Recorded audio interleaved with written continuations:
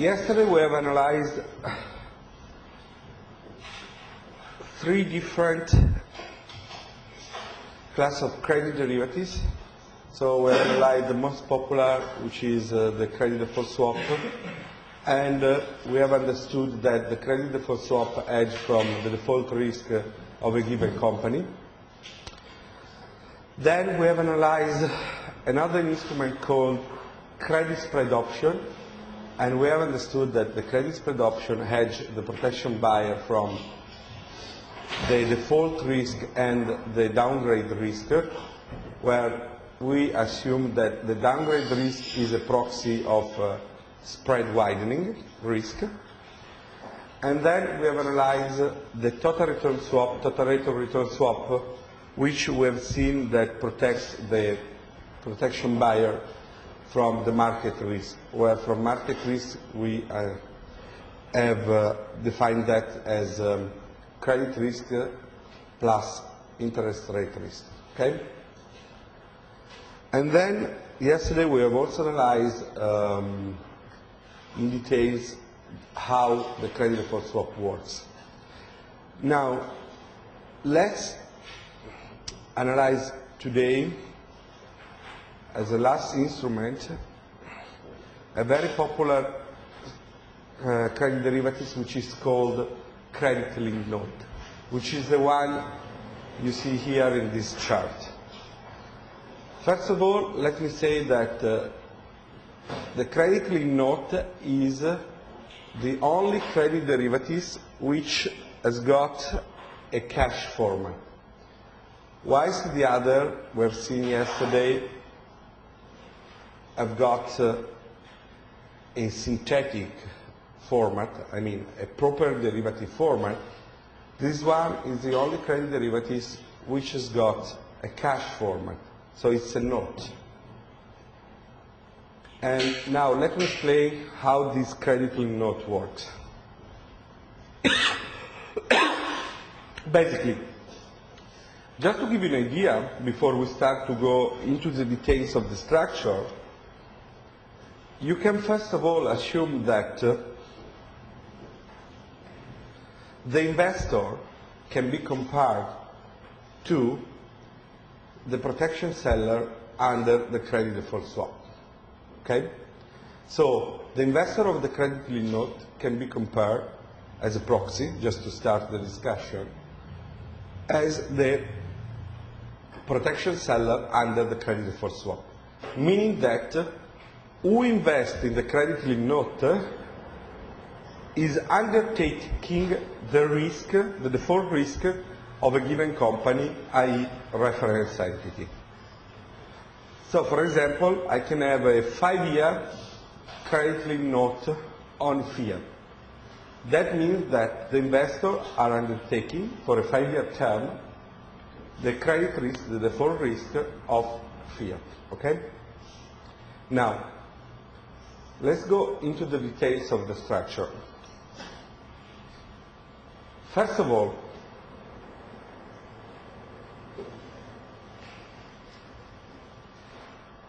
the issuer of the notes is a special purpose vehicle. A special purpose vehicle is, as a lot of you I suppose know, a limited liability company, which is just a box. And the characteristic of the special purpose vehicle are that this vehicle is a bankruptcy remote vehicle. So the vehicle per se doesn't have any kind of risk. The risk of the vehicle are related to the risk of the asset that the vehicle owns.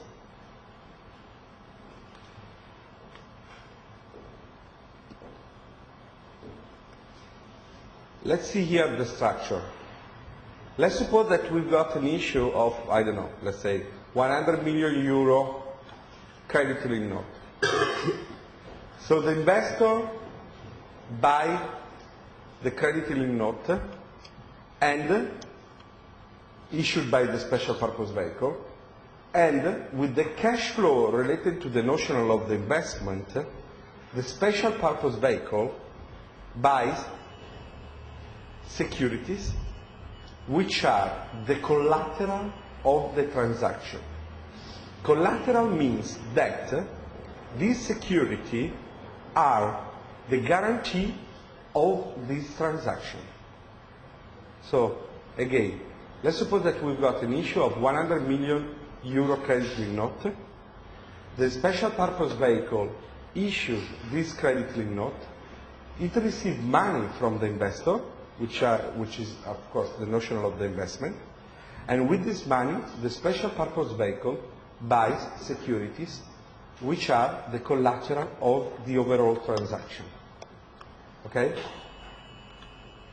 So, at the beginning of the transaction, the first thing we have to notice is, after the special purpose vehicle receives the money from the investor, it invests this money into this security, which are the collateral of the transaction. First thing. Second things, remember, that happens at the same time as the transactions that I've just described now. The second thing that the vehicle does at the beginning of the transaction, apart from investing in securities, which are the collateral of the deal, is to enter into a credit default swap in which the vehicle sells protection to a bank which is the protection buyer. Okay? So at the beginning of the transaction, again, the vehicle does two things. First, it invests the money it received from the investor into securities which are the collateral of the deal. Second, it enters into a contract of credit default swap in which it sells protection to a bank which is a protection buyer under the credit default swap. Due to the fact that I've just told you that the vehicle, by definition, is a bankruptcy remote vehicle, that means that the risk that the vehicle undertakes under the credit default swap is immediately transferred to the investor of the credit-linked note. Okay? So if you see here from the chart, the risk is transferred from the bank, which buys protection, to the investor through the vehicle. So the vehicle sells protection to the bank, and at the same time, it hedges itself through issuing the credit-linked note to the investor.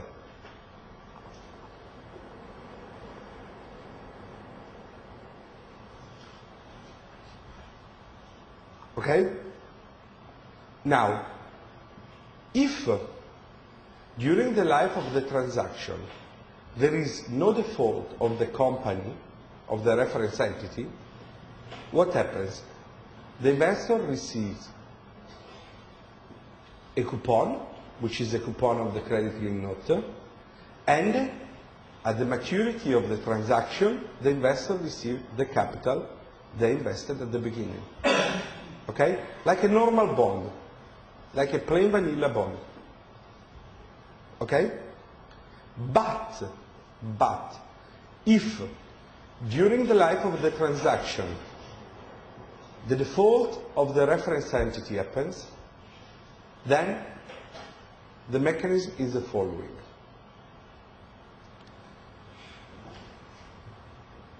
The securities which are the collateral of the transaction are sold into the market.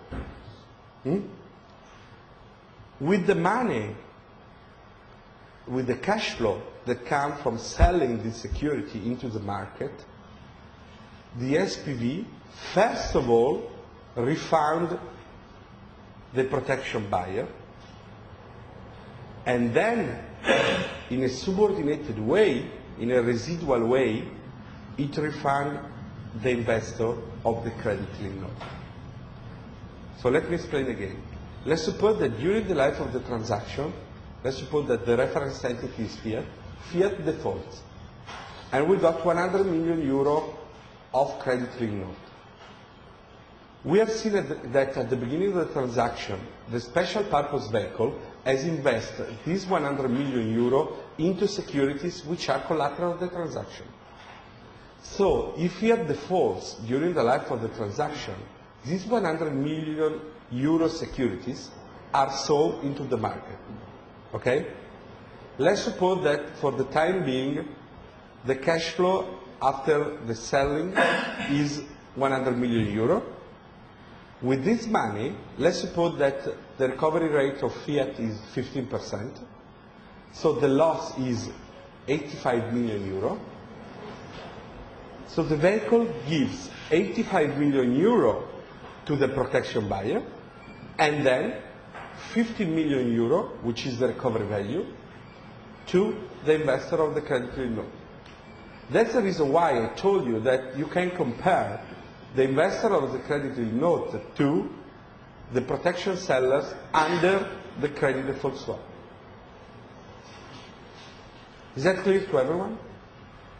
Is that clear? No? Yes, okay. Now,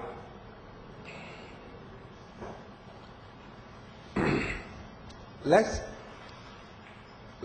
analyze 2 or 3 details of this transaction.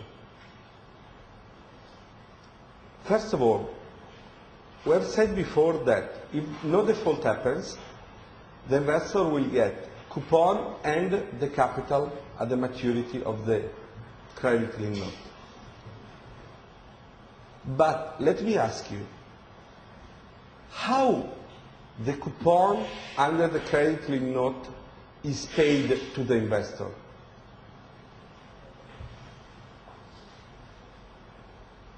Where does the coupon come from?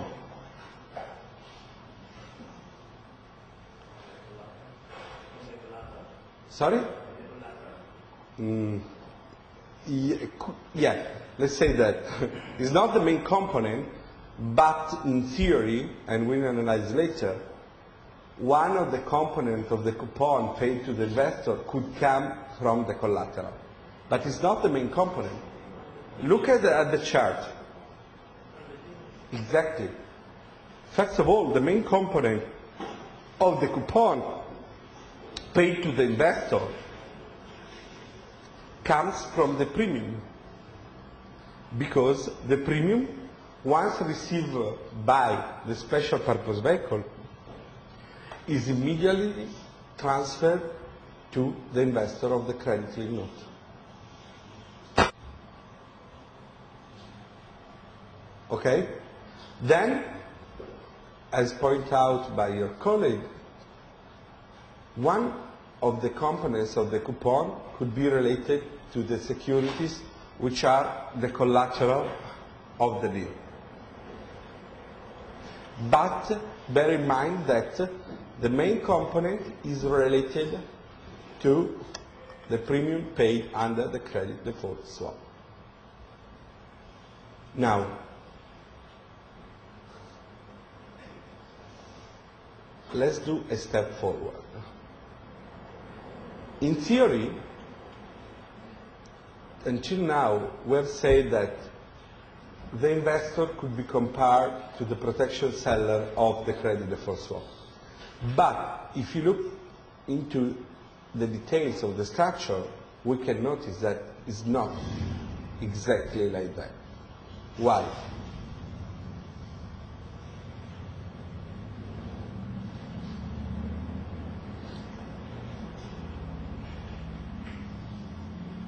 If, let's suppose that the value of the collateral, for whatever reason, becomes equal to 0 during the life of the transaction, where do you get the cash flow to give the capital to the investor at the maturity of the transaction? Who answered me? Sorry? Sorry? Yeah, I understand. But, as I explained, let's suppose that when you sell, the price of the securities is equal to 0 for whatever reason.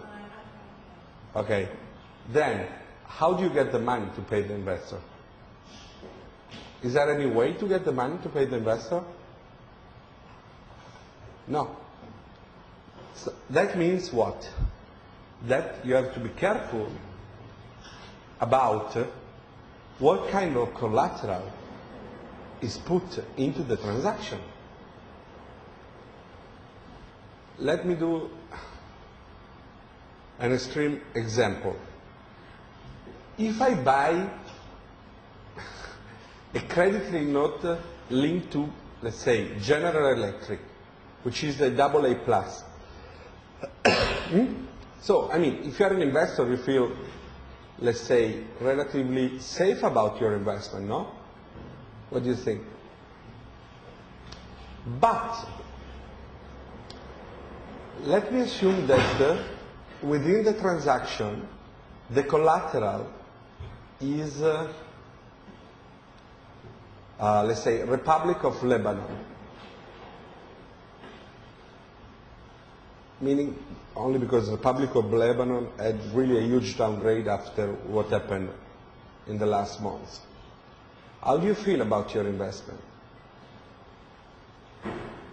That basically you have got the risk of default of the collateral, correct? So even if your credit note is related to a AA plus risk, still, if the Lebanon defaults, and you've got government's bond of Lebanon as a collateral, you don't get your money back. Is that correct? So, the collateral is very, very important. The quality of the collateral. So, when we talk about that, we have to distinguish between two different forms of collateral.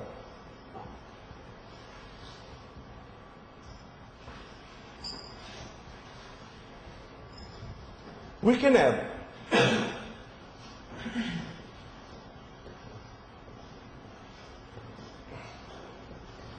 risk-free securities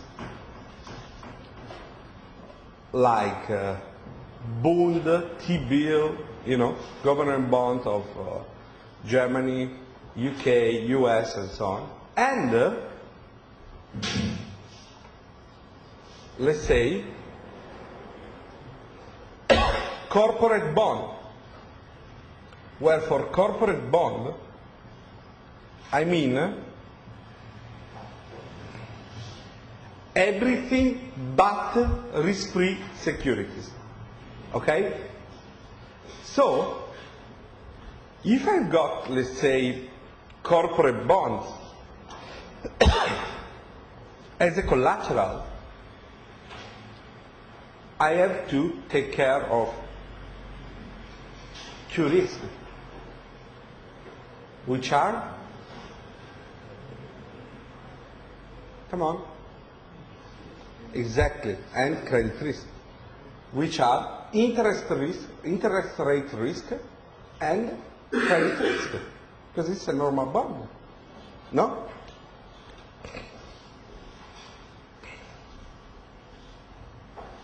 So interest rate risk plus credit risk.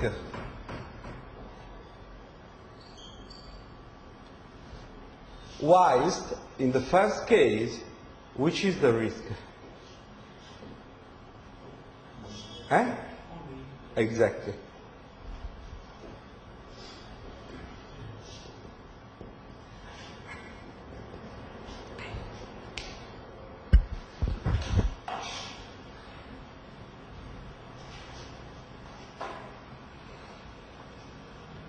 That means that in a structure like the one I just shown you, when you, for example, let's suppose that is a, let's say, bracket, proper transaction. So the collateral are risk-free bonds, risk-free securities like government bonds of, US, blah, blah, blah. What could happen is that when it comes to sell the collateral is depreciated because, I don't know, there has been an increase of the interest rate, no? So when you sell it, it's not anymore 100, but I don't know, 99.5 or 99.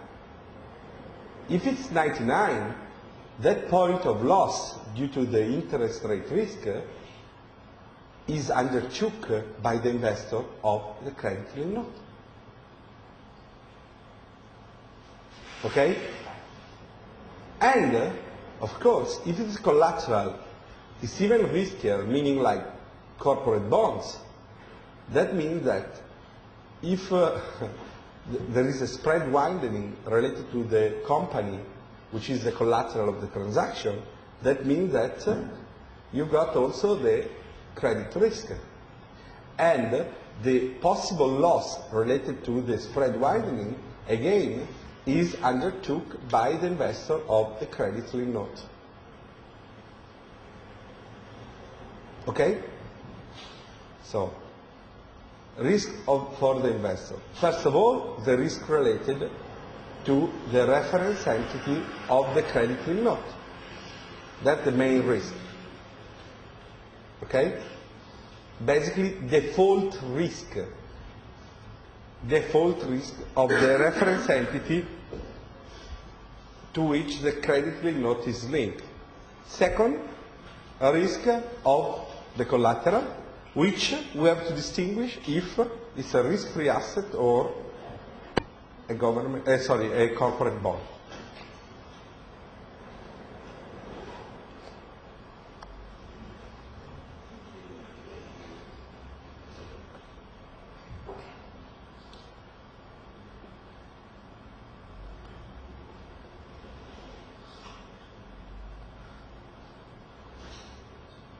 Any question? Any question? So, if it's clear to everyone, now let me ask this question. Do you think that in this transaction the investor have, let's say, some kind of risk related to the protection buyer?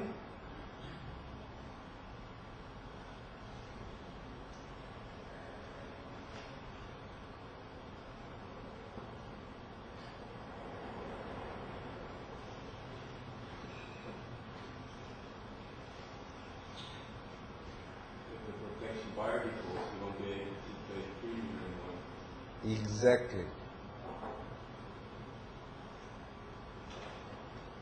Everyone understood what your colleague said? Okay, no. Can you repeat louder, please? If the protection buyer defaults, you won't be able to pay the premium anymore, therefore the investor won't get their cash flow. Exactly. That means what? Let's see if we are very good in finance. If the protection buyer defaults, let's suppose in theory the investor doesn't receive any more, let's say, the coupon related to the credit note. Let's assume that for the time being the securities which are the collateral of the transaction don't have any impact in terms of coupon. Let's suppose that they pay Euribor flat. So when you invest in a credit note, you get, I don't know, let's suppose that it's fiat, 5-year, Euribor plus 200 basis points. Of course, if the securities of the collateral are riskier, you should get more than Euribor plus 200 because you got also the risk of the collateral. But let's suppose that these are risk-free securities and they pay Euribor flat. Even if the truth is the other way around because you get Euribor minus usually. But let's suppose that they pay Euribor flat, meaning that you don't have any impact in terms of coupon paid to the investor. So let's suppose that the coupon comes exactly from the premium of the credit default swap. And the protection buyer goes bust. What happened in that case? The coupon is not anymore received. But now, what kind of security becomes the credit-linked note?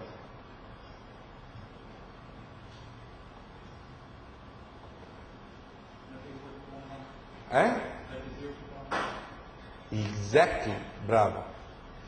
It's like to have, in a way, a principal protected bond, a capital guaranteed bond. You know, there are a lot of bonds which guarantee you the capital, but not the coupon. So let's suppose that you buy one of these bonds. So you are safe about the capital, you'll get your capital at the end of the transaction, but if something happens, you don't get any more the coupon, let's say, from the day after you invested in the deal, correct?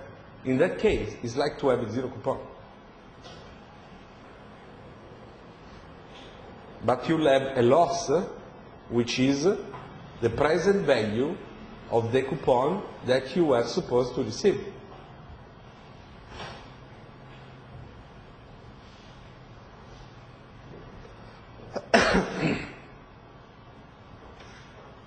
Okay? Now, another question. Is there any other way? I mean, first of all, let me ask you. Who do you think who has set up this structure? I mean, this structure is done for what counterparty in this deal? Which is the counterparty that has interest in setting up this complex structure?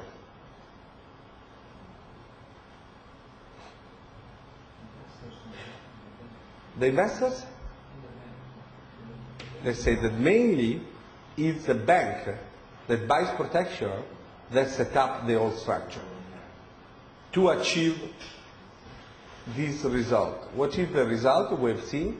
To be hedged from a given default risk of a given company. So the bank has got in its balance sheet a loan towards, I don't know, General Electric. It wants to get rid of the General Electric risk. The bank that buys protection set up the whole structure and transfer the risk of General Electric to the investor of the credit line loan. Okay? Is there any alternative way for the bank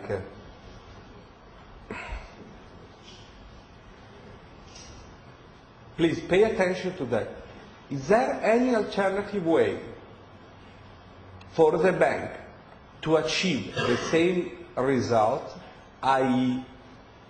hedging itself from the default risk of that company? Who answer me?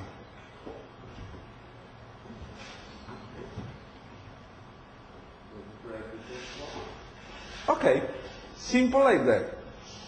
The bank can say, you know what, I want to hedge myself from this default risk. I just enter into a credit default swap. No? But sorry, so why should I put in place this structure and not just enter into a simple credit default swap? Let's see if we got another finance engineer here.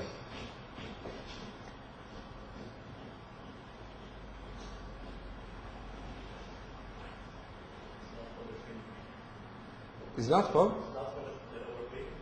No. No, it's the same. Let's suppose that it's the same. The risk is the same, the premium is the same. Within a credit default swap, the protection buyer has to buy the securities. In this case, investment buyer has to... Let's suppose that it's true because usually credit notes are cash settled, but let's suppose that it's physically settled.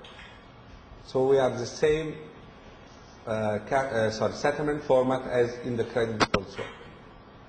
Yes, but in this case, it's the investor who has to pay to buy the security, and the collateral is not paid or owned by the buyer. True, but the structure could imply that in a way, okay, apart from the difference related to the price of the collateral, the investor can get the bond that is defaulted. So let's say that is the same. So someone has to deliver to the investor the bond which is defaulted, and this someone is a protection buyer. Let's suppose, in reality it's not like that, but this is not the main point. So it can be structured anyway with a physical settlement format.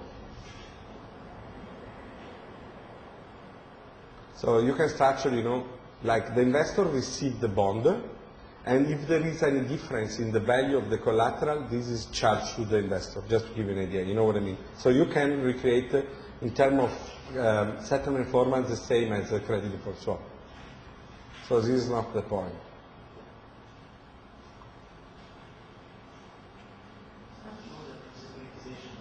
Sorry? No, okay. This instrument we have analyzed deeply because it's so important for synthetic securitization, but it's not that now, because we are not talking about synthetic securitization now.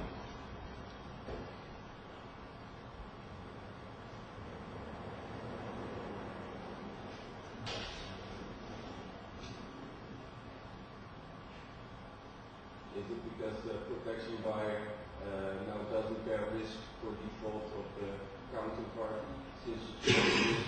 Bravo. Exactly.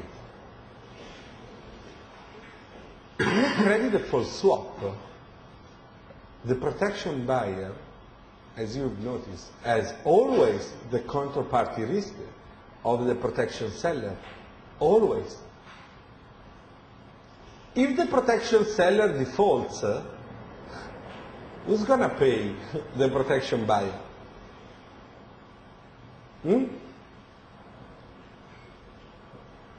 It's like he never entered into a credit default swap. Because if I got the counterparty, let's say, that guarantees me from the default, but this counterparty goes bust, I mean, how can I get paid? So, exactly, in a credit default swap, you've got always the counterparty risk of the protection seller. Always. Whilst, in this structure, due to the fact that you've got securities as a collateral of the deal, you don't have anymore the counterparty risk, meaning that in this structure, the protection buyer doesn't have the counterparty risk of the investor. You have the credit risk of the Collateral. Yeah, of course. Of course. But usually, the structure are done in a way that, and we'll see in synthetic securitization, the collateral is 90% of cases a risk-free asset. So, that's a good point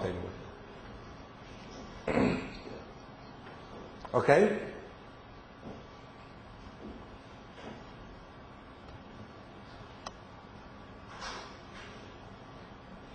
That means that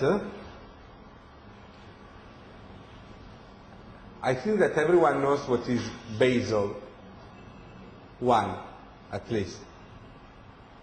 For example, due to the fact that one of the main applications of credit derivatives is related to regulatory capital relief, in this case, with a credit-linked note, you got even a greater advantage. Let me explain. Let's suppose that I'm the protection buyer under a credit default swap. Okay? And let's suppose that I do the credit default swap for hedging purposes. Okay?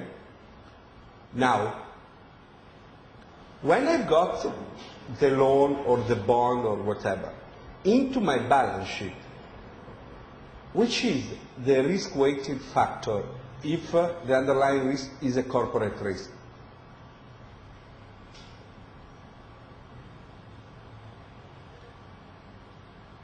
Does someone know this?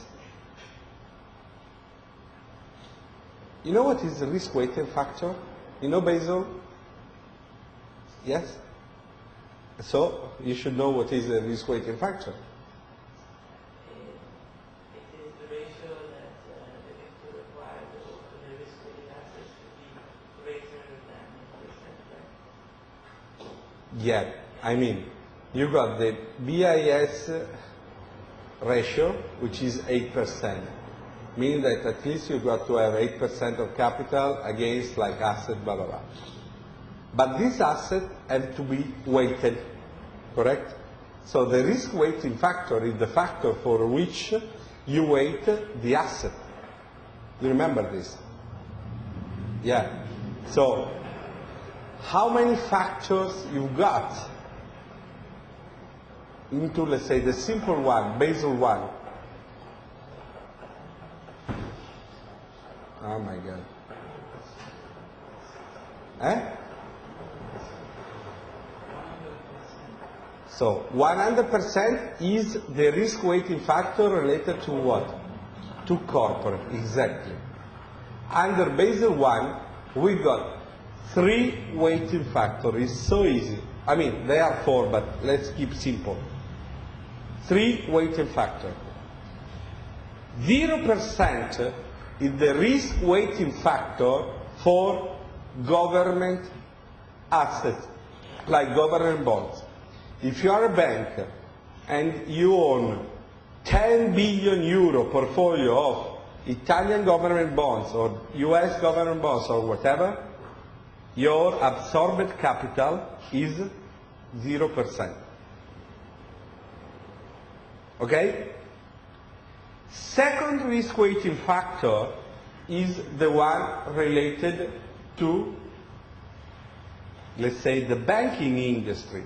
Meaning, if a bond or a loan is issued by a bank or a local authorities, bank or local authorities, the risk weighting factor is 20%.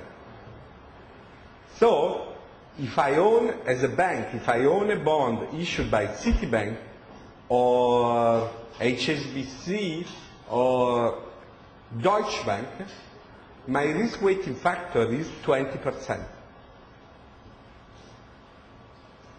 Okay?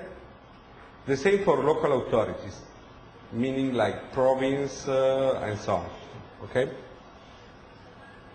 The rest of the world is 100%. So it's so easy. Okay?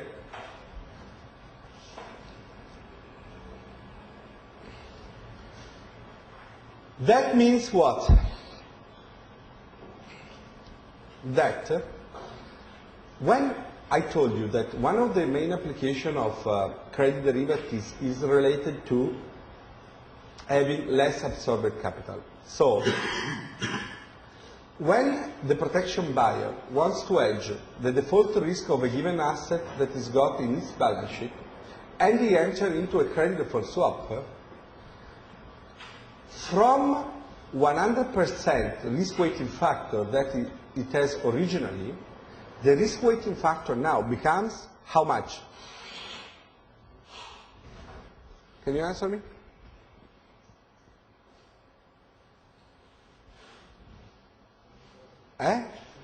Exactly. 20%. Because what we have done is the following. We have translated a corporate risk, which has got a 100% risk weighting factor, into, let's say, a bank risk, which has got a 20% risk factor. Because if the asset default, I've got the guarantee of the bank that is the protection seller.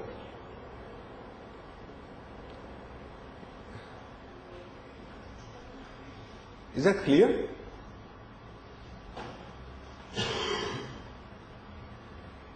Okay? So, I've reduced of 1/5 the capital which was originally absorbed from, meaning, what was the original capital absorbed? It was 100% that multiplies 8%, which is the BIS ratio. Now it becomes 20% that multiplies 0.8%, which is the BIS ratio, which means 1.6% of absorbed capital.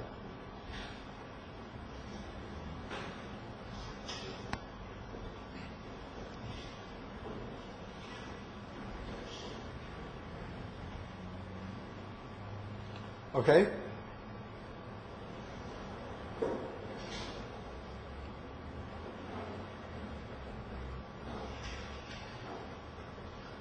In the case of the credit lien note,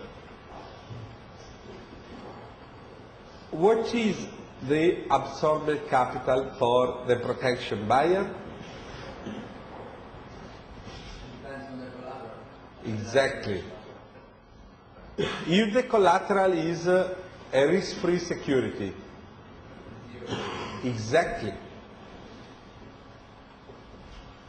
For the protection buyer, that structure the credit lien note, due to the fact that the guarantee basically is under the quality of the collateral, because if a default happens, you remember, the first to be refunded is the protection buyer by selling the securities which are the collateral, and then in a subordinated way, you refund the investor of the credit lien note. That means that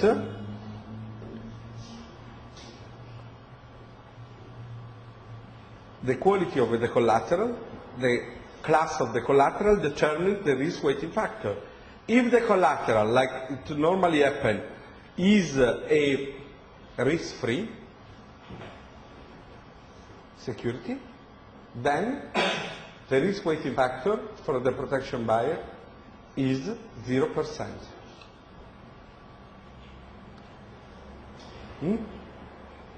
By the way, what is the risk weighting factor for the investor?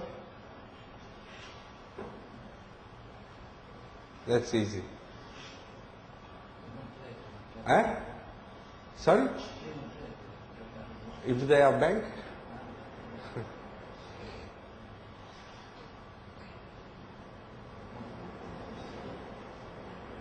Is the risk weighting factor of the reference entity, which is normally a corporate, we have seen before General Electric, Fiat and so on, so it will be 100%, multiplied by 8%, blah, blah, blah.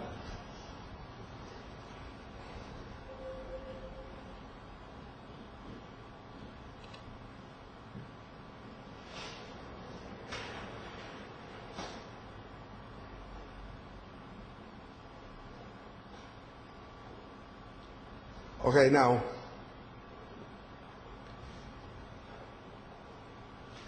after having analyzed this structure, don't you have like a kind of question like, why should I enter this one whilst I can buy just a plain vanilla bond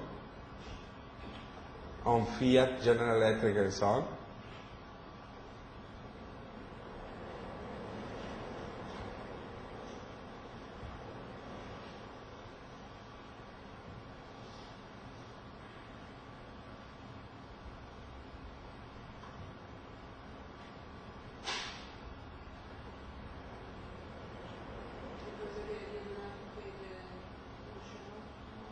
Because?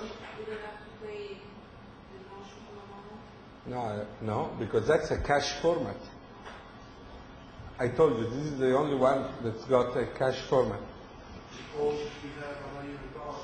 You have? A money record. Nah, it depends. It's not always true. That's just spread the risk. You get a premium from the protection buyer, but the notional amount is guaranteed by the collateral. Good, good. So keep in mind what you have just said now, because that will be useful to do another example of this structure, but this is not the main point.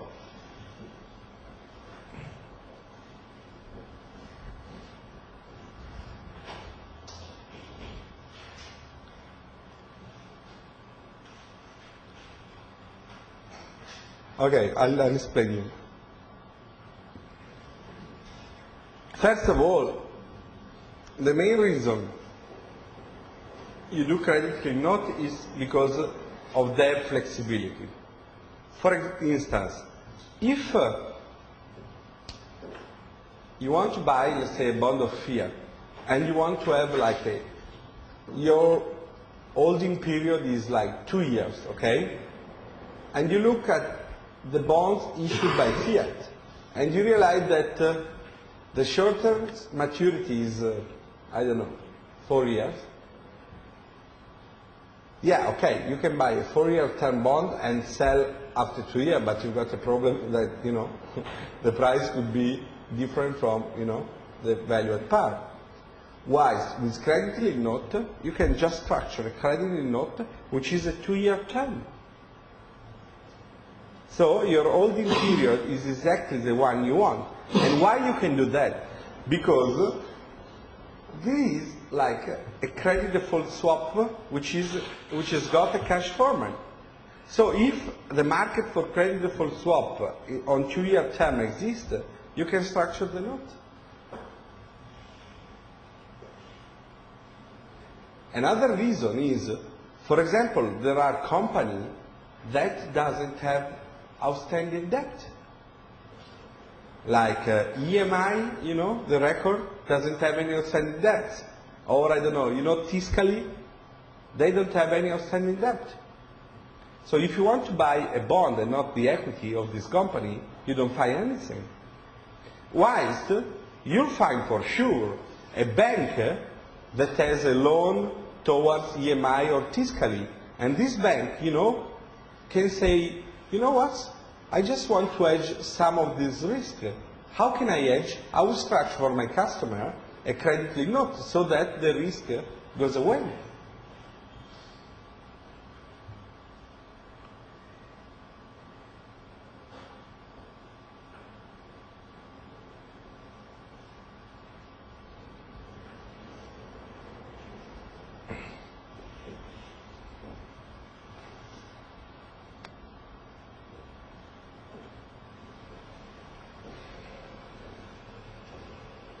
Now, let me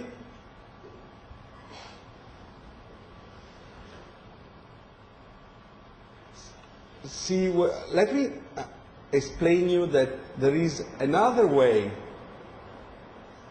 to get the same objective for the protection buyer. Another structure, another alternative structure for a credit-linked note. What could be this alternative structure? That is very useful then to understand later the synthetic securitization structure. We have said that the bank, the protection buyer, can achieve the same objective by entering a credit default swap, but in that case, it undertakes the counterparty risk, while here no. Do you see another way, another alternative format for the credit-linked note?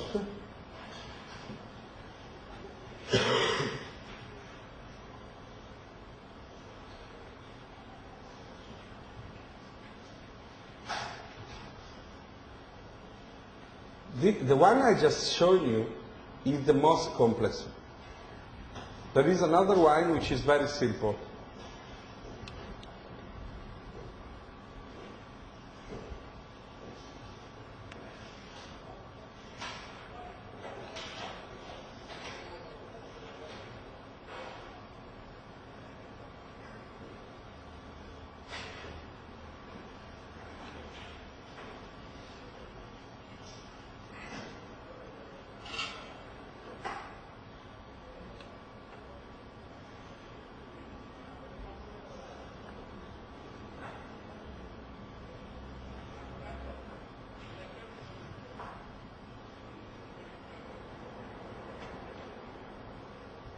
You mentioned something before.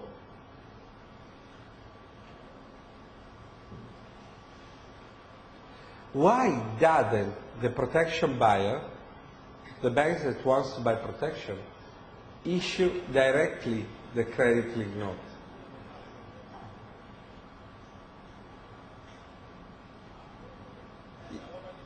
The bank can do it. I mean, it's another popular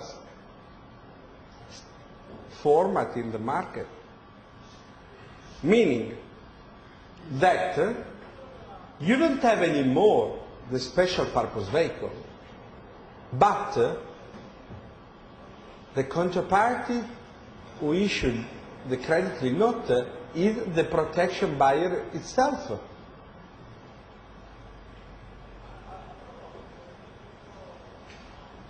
So it's like to have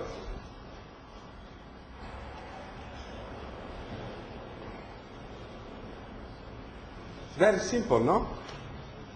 You got here the investors, and here the protection buyer.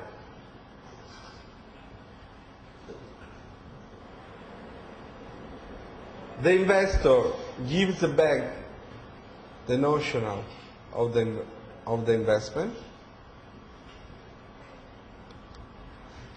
and they got the credit lien note, which pays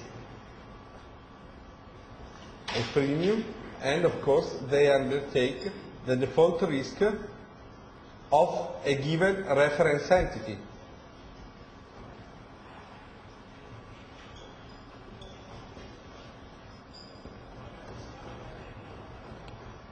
The bank can issue a credit directly, a credit lien note related to General Electric risk. And the investor pays at the beginning the notional of the investment. If the General Electric defaults during the life of the transaction, they got only the recovery value. That's it. But what's the problem related? The problem, I mean, it's a different structure. So let's say, what's the difference related to this structure if compared to that one?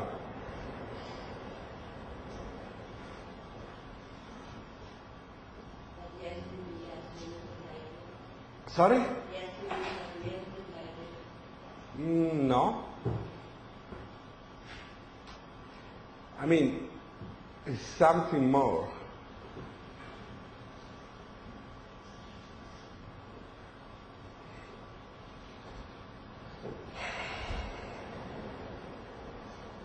Case is concentrated the protection buyer, the premium risk and the securities. Exactly. In this case, the investor undertakes a counterparty risk. Whilst, if we do a structure with risk-free securities, the investor doesn't have any counterparty risk, because the special purpose vehicle is not like doesn't have any risk, but the risk of the special purpose vehicle, again, are related to the asset that the special purpose vehicle owns, which are the collateral of the transaction. In this case, we don't have the special purpose vehicle, but if the issued bank defaults, the investor doesn't get any money anyway, even if the reference entity performs well during the life of the transaction.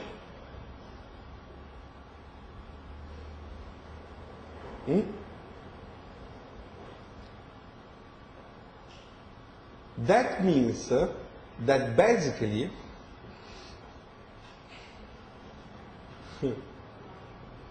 we got a kind of problem if we have to achieve an objective, which is, let's say, give the credit lien note a AAA rating. Then, when we analyze like synthetic securitization or securitization, we have to understand that 90% of the securities issued through a securitization, both cash and synthetic, have got a AAA rating. 90%. So, when we analyze the synthetic securitization, one important thing is try to issue as much as AAA as possible. Now, do you think that with this kind of structure, you can get the AAA rating?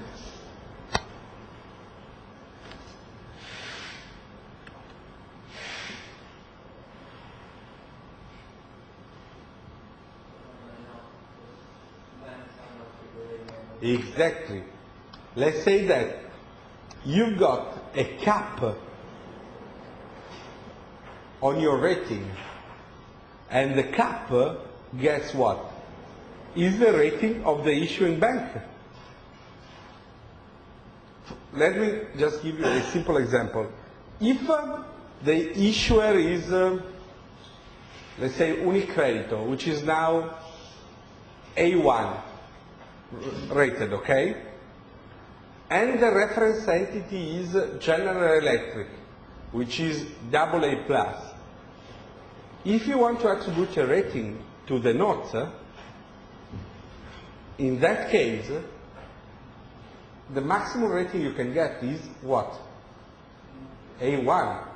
Why is if Unicredito structure the transaction in this format and it puts like US government bond as a collateral of the transaction, maybe you can get AAA rating.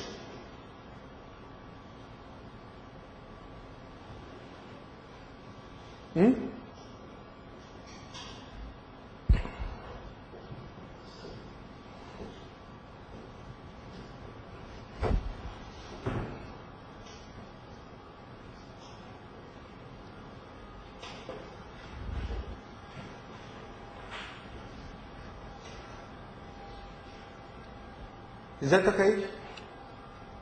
Now, let me get back 1 second to the very important issue of the counterparty risk. When a protection buyer enters into a credit default swap, we have just said that it's got a counterparty risk.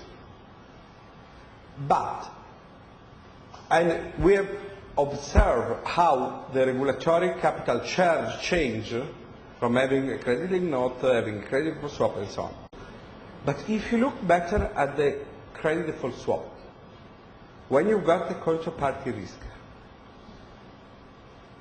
is that, let's say, a pure counterparty risk, or is something more sophisticated?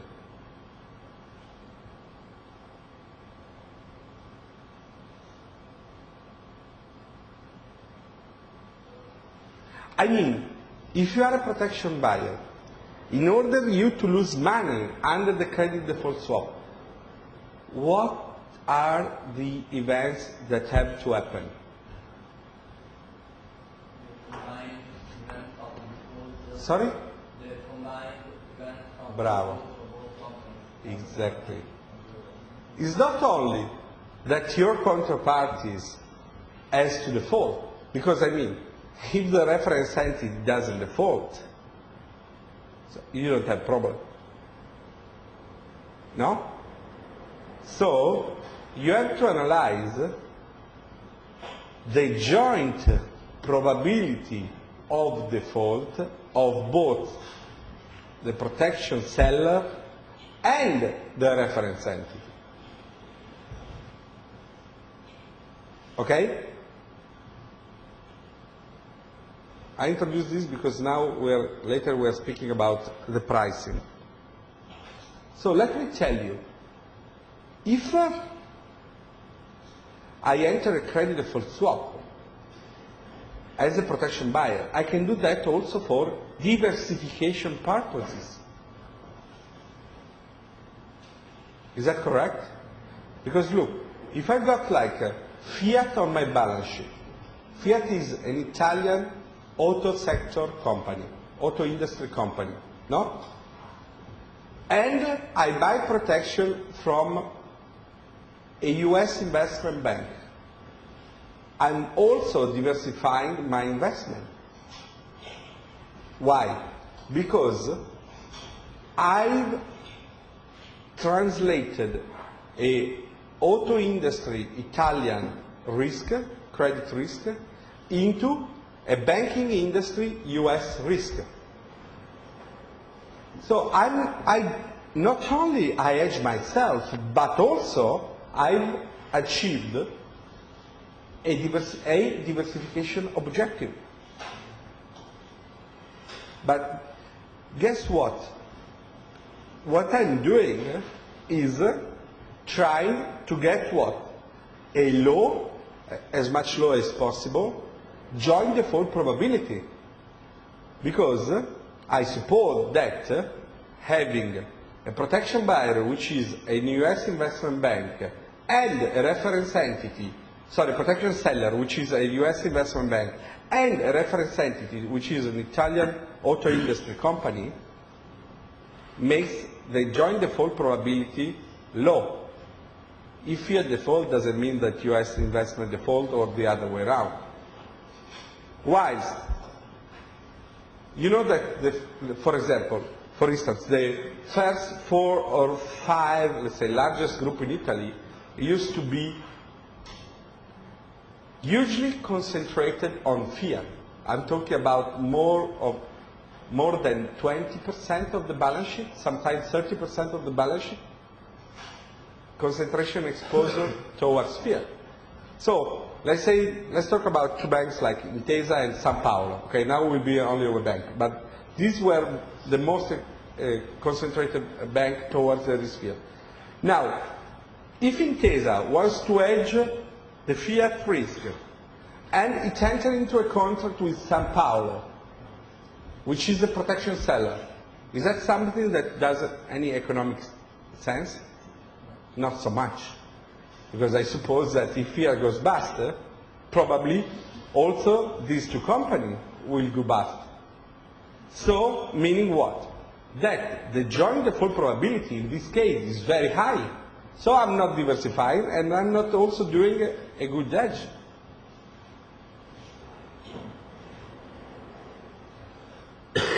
And the same is true if I hedge myself with the protection seller, which has got a rating lower than the reference entity.